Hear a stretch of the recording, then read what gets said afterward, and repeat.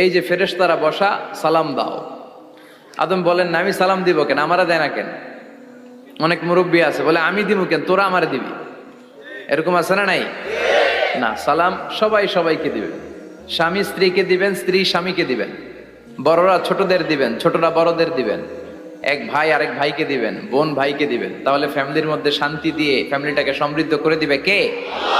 কারণ সালাম অর্থই শান্তি। সালাম অর্থ কি? ফ্যামিলির মধ্যে আমাদের এই সালামের প্রচলন নাই। বিশ্বনবী সাল্লাল্লাহু আলাইহি ওয়াসাল্লাম স্ত্রীদেরকে আগে সালাম দিতেন, সাহাবাদেরকে আগে সালাম দিতেন। মা আয়েশা বলেন, এত বছর বিশ্বনবী সংসার করলাম, একদিনও আগে সালাম দিতে পারি নাই। সবসময় বিশ্বনবী আমাকে আগে সালাম দিয়ে দিতেন। তো সাইয়েদনা আদমকে সৃষ্টি করার পরে আল্লাহ বললেন, আদম সাল্লিম আলা উলাইকা নাফার, বুখারীর বর্ণনা, ফেরেশতাদের এই দলটাকে তুমি সালাম দাও। সাইয়েদনা আদম আলাইহিস সালাম অহংকার